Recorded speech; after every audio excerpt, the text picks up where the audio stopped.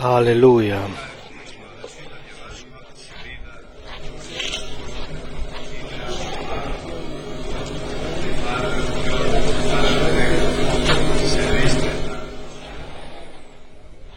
Nous allons lire à partir du livre 1er Chronique, chapitre 10.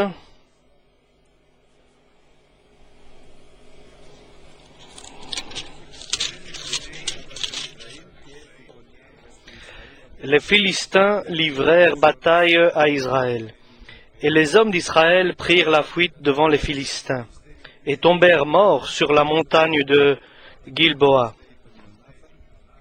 Les Philistins poursuivirent Saoul et ses fils, et tuèrent Jonathan, Abinadab et Malki-Shua, fils de Saül. L'effort du combat porta sur Saül. Les archers l'atteignirent et le blessèrent. Saoul dit alors à celui qui portait ses armes, « Tire ton épée et perce-moi avec,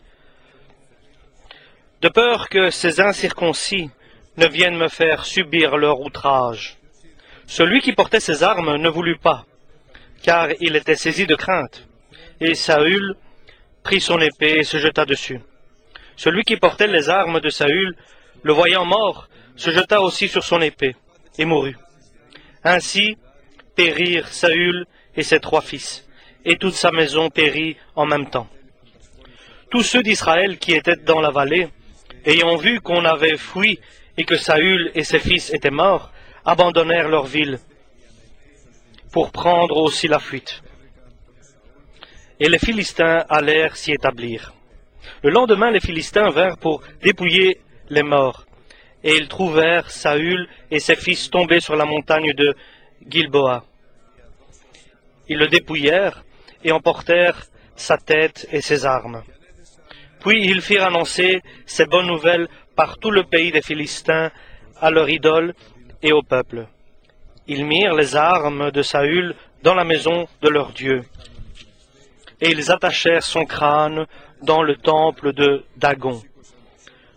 Tout Jabès, en Galade, ayant appris tout ce que les Philistins avaient fait à Saül, tous les hommes vaillants se levèrent, prirent le corps de Saül et ceux de ses fils, et les transportèrent à Jabès. Ils enterrèrent leurs os sous le térébinthe de Jabès, et ils jeûnèrent 7 jours. Saül mourut parce qu'il se rendit coupable d'infidélité envers l'Éternel, dont il n'observa pas la parole, et parce qu'il interrogea et consulta ceux qui évoquent les morts. Il ne consulta pas l'Éternel, mais l'Éternel le fit mourir et transféra le royaume à David, fils d'Isaïe. Saül a trouvé grâce lorsqu'il était jeune devant Dieu, lorsque le peuple d'Israël a décidé à chercher à avoir un roi. Dieu a répondu à cette volonté du peuple parce que Dieu voulait créer un royaume sur la terre et il a choisi Saül, un homme de la tribu de Benjamin, la petite tribu de Benjamin, un homme de la petite famille de Kis. Une personne qui était humble. Et il a trouvé grâce devant Dieu parmi tous ceux qui existaient dans le peuple d'Israël. Parce que nous savons que l'humilité va devant la gloire de Dieu. Et Dieu l'a établi roi au peuple d'Israël. Et Dieu connaît tout, sait tout. Et il a établi son royaume en se basant sur lui. Et Saül n'a pas fait de péché bien grand, mais le problème c'est qu'il a terminé mal et tragiquement.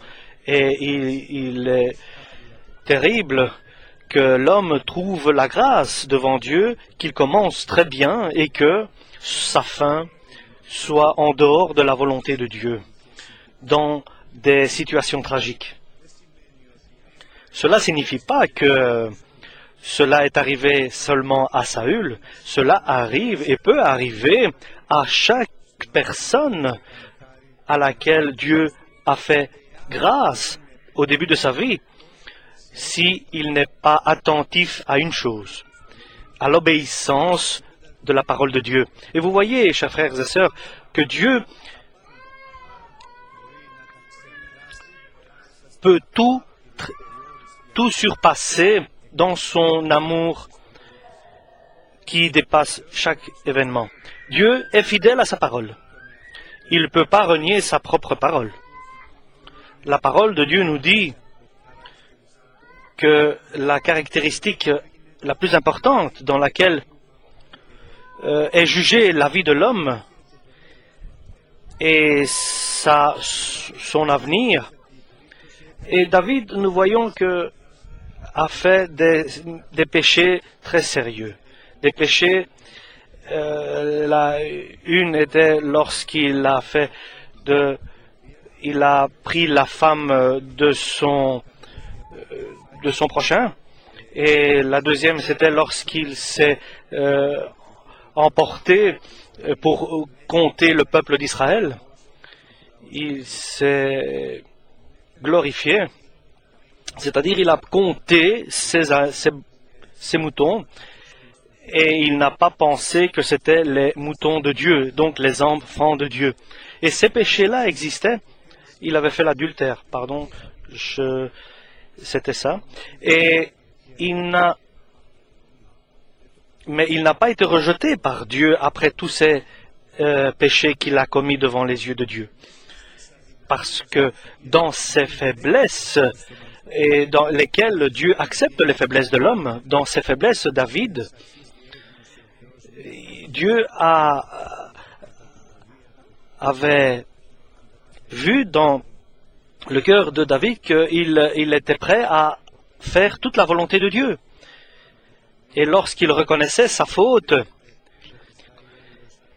il retournait et demandait le pardon de Dieu, ce que Saül n'avait pas. Saül n'avait pas la crainte de la parole de Dieu. Et aujourd'hui, ça c'est le message de Dieu, de l'Éternel, et il faut que nous fassions très attention à ce message. C'est une très grande importance que dans notre vie règne la crainte de la parole de Dieu. Que nous ayons la crainte dans l'obéissance de la volonté de Dieu et de sa parole. Dieu, il retire son regard. Il ne veut pas nos sacrifices et nos offrandes. Il ne veut pas quoi que ce soit que nous avons de bon et que nous offrons au Seigneur. Une chose désire le Seigneur, c'est l'obéissance. Obéissance à sa parole. La crainte de Dieu qui nous guide, qui guide l'homme dans l'obéissance de sa parole. Saül, je peux dire qu'il était un peu, il n'était pas, il prenait pas au sérieux la parole de Dieu, il était un peu à la légère, il prenait cela à la légère, on peut dire. Mais pour l'avenir et pour le futur, un péché était lorsque Dieu l'a mis dans une épreuve. Et Dieu met dans des épreuves les hommes. Et il lui a dit, va maintenant à Galgala, et là, attends-moi 7 jours, pour que nous, ensemble, nous puissions offrir des sacrifices. Et Saül est allé. Et il attendait 7 jours selon la parole de Dieu.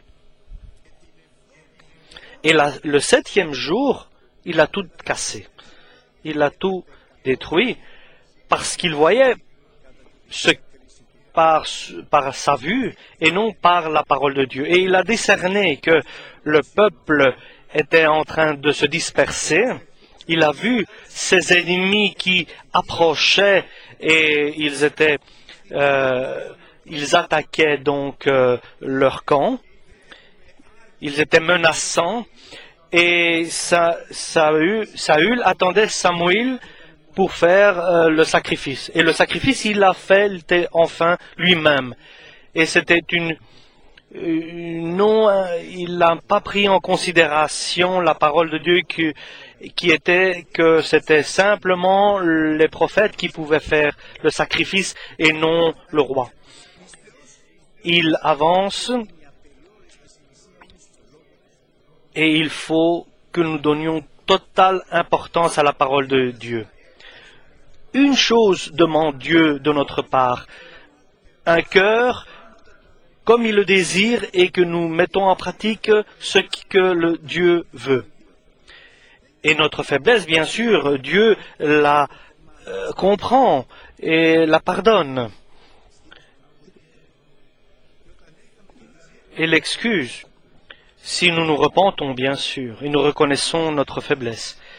Et là, bien sûr, lorsque le prophète est venu et a vu que Saül avait fait le sacrifice à la place du prophète, il lui a dit, « Qu'as-tu fait là? Qu'as-tu fait là? Pour 1 heure de patience, tu n'as pas su attendre. » Et lorsqu'il a fait, s'il attendait encore un peu, le prophète Samuel est arrivé.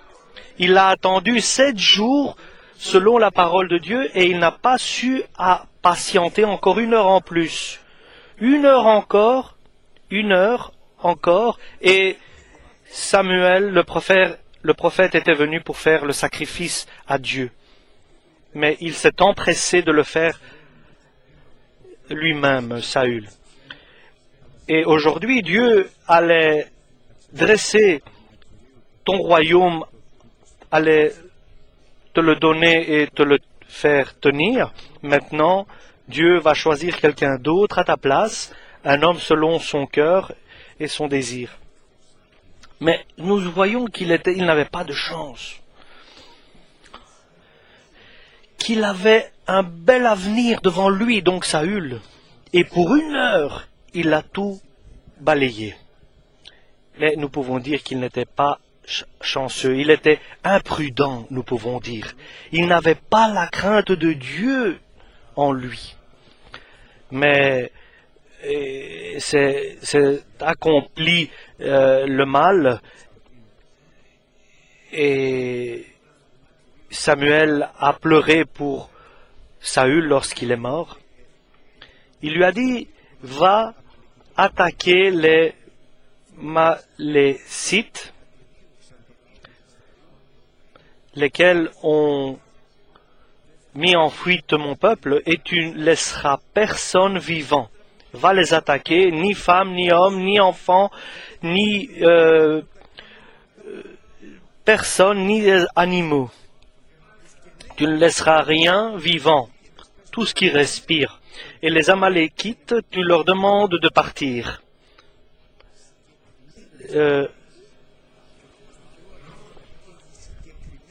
Tous ceux qui ne sont pas Amalékites, tu les laisses partir. Pardon. Et Dieu donne des ordres avec précision. Comment doit-il accomplir l'attaque contre l'envahissement contre le peuple des Amalékites? Et Saül est allé. Il l'a attaqué. Et Dieu lui a donné la victoire. Il a tué tous les Amalécites et il a gardé le roi. Il a eu pitié du roi et il ne l'a pas tué selon la volonté de Dieu. Et il avait bien sûr ses sentiments. Et le peuple a dit, au lieu de tuer tous les animaux qui étaient en bonne santé, tous les agneaux, gardons les meilleurs pour les sacrifier à Dieu. Ici, nous voyons un peu une différent enseignement, un peu en dehors de l'enseignement. Oui, nous allons les tuer, mais nous allons les sacrifier à Dieu. Et le roi des Amalékites, il a eu pitié simplement du roi des Amalékites. Et le roi Saül va dans son sommeil. Et Dieu dit, je regrette d'avoir fait roi Saül parce qu'il n'est pas resté fidèle. Il avait beaucoup de bonnes caractéristiques parce que je l'ai lu, mais il n'a pas de bonnes caractéristiques pour le tenir roi, pour qu'il reste roi. Il avait les caractéristiques, toutes les caractéristiques qu'il fallait pour que je le choisisse parmi le peuple. C'est pour ça que nous avions certaines caractéristiques que Dieu nous a choisies. Mais maintenant, c'est notre effort. Nous devons rester avec nos caractéristiques pour que le Seigneur nous garde. Et ces caractéristiques, pour que le Seigneur nous garde dans la bonne voie, c'est d'abord l'obéissance à sa parole. Et si je vais aller un peu plus loin, c'est aussi la sanctification, la sainteté, sans laquelle personne ne pourra voir le visage de Dieu. Et la sainteté, la purification vient par le sang du Christ. Celui qui se repent est purifié par le sang du Christ. Et deuxièmement, par la parole de Dieu. Lorsque quelqu'un obéit totalement à la volonté de Dieu, et il ne dit pas ceci est moins important que ceci, ceci je ne donne pas autant d'importance. Nous ne pouvons pas juger dans la parole de Dieu, dans la valeur. Et cette parole a été donnée une fois pour toutes. La parole ne veut pas être changée, ne doit pas être changée, ou être changée selon l'époque. Nous ne pouvons pas la changer et tout va changer, sauf la parole de Dieu ne changera jamais. Et troisièmement, c'est la sanctification que l'homme reçoit de Dieu par le sang du Christ, et puis par sa parole, et puis par le Saint-Esprit. Lorsque nous sommes remplis par le Saint-Esprit, parce que le Saint-Esprit, il est celui qui intercède auprès du Père pour nous, auprès de Jésus-Christ pour nous, parce que nous ne savons pas comment prier exactement. Et le Saint-Esprit intercède pour nous dans nos prières vers Dieu.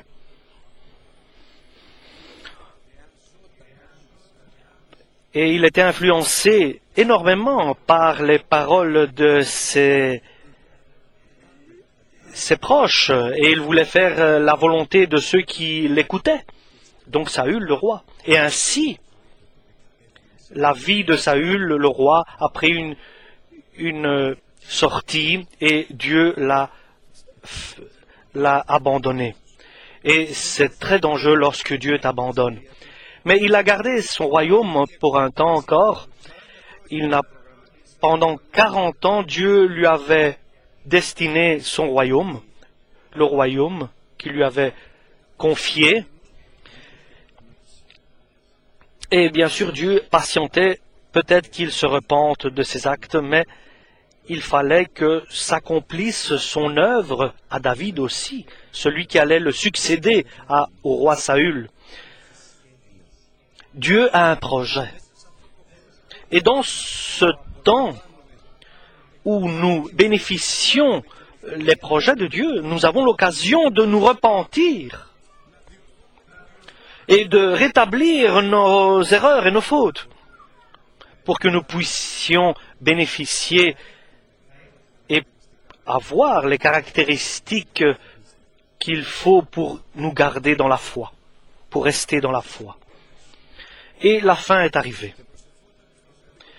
Et il priait à Dieu, et Dieu ne répondait pas à Saül le roi.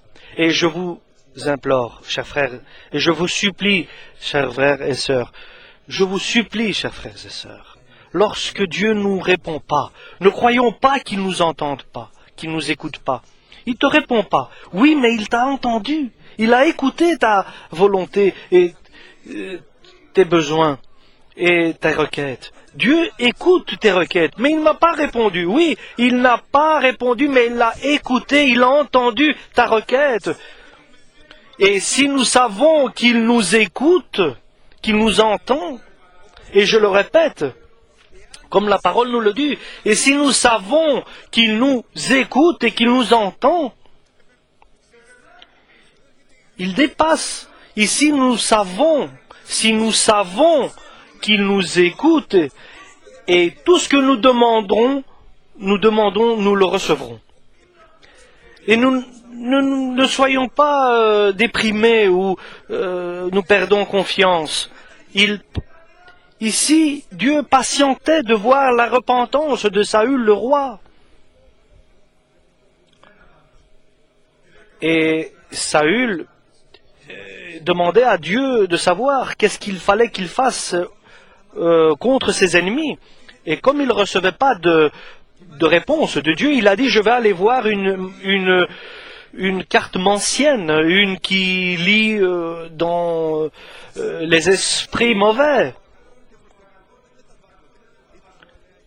qui collabore avec des esprits de l'au-delà, qui sont déchus. Et Saül a fait ce qu'il était interdit de faire cela. Et ces personnes devaient être lapidées, ceux qui allaient rendre visite à de telles personnes et utiliser leur pouvoir pour savoir certaines choses. Et Saül a demandé de faire venir Samuel qui était mort auparavant. Et là, il a été influencé par les paroles de cet esprit qui a fait venir cette femme. Et il lui a parlé donc. Et il a été influencé par ces paroles. Et après, il y a eu la guerre, donc de ses ennemis. Et pendant cette guerre, Dieu qui est compatissant, il a été blessé par une flèche de l'ennemi, le roi Saül, et devant la mort, au lieu de dire « Dieu pardonne pour tout ce que j'ai fait », il demande à son serviteur qui gardait ses armes de l'achever, de le tuer. Dieu lequel, celui que Dieu avait établi roi. Et son serviteur disait, j'ai peur de t'achever. Et alors Saül prend lui-même une épée et tombe dessus. Et Dieu ne voulait pas qu'il meure, il s'est tué lui-même. Dieu n'a pas arrêté de l'aimer, mais il a arrêté de lui donner sa confiance comme roi. Et puisque les heures sont passées et que tout le monde croyait qu'il était mort, avant de se rendre les Philistins pour dérober ce qui restait de ceux qui étaient tombés, et devant Dieu ne permettait pas qu'il meure. Et lui insistait. Il demandait qu'on le tue. Et l'Amalekite, qui n'avait pas la crainte de Dieu, l'a tué. Et Saül a été là où il ne désirait pas aller. Là où Samuel ne voulait pas qu'il aille. Parce qu'il n'avait pas la crainte de Dieu. Et en plus, Dieu ne désire pas que nous ayons... Il veut que nous ayons la crainte de Dieu et que nous soyons tremblants devant sa parole. Parce que sa parole est l'alpha et l'oméga, le début et la fin, c'est tout.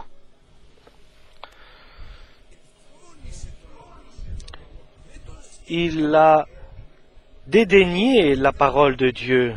Son cœur a été influencé, le cœur de Saül. Mais nous devons prendre une décision sincère. Notre vie, qu'elle soit guidée exactement et conforme à la parole de Dieu. Et que nous puissions pas nous détourner à gauche ni à droite, mais toujours, tout le temps, avec la crainte de Dieu, nous devons nous synchroniser avec la parole de Dieu. Restons à sa parole, parce que simplement là, il y a la sécurité de notre âme. La sécurité de notre âme n'existe nulle part ailleurs. Ni à l'Église, ni dans la charité, nulle part existe la sécurité de notre âme. La sécurité de notre vie est de marcher sur la parole de Dieu. Et cela n'est pas simplement la sécurité, mais aussi la bénédiction et la sécurité. Je voudrais qu'aujourd'hui, que nous prenions une décision ferme, une ferme décision qui a relation avec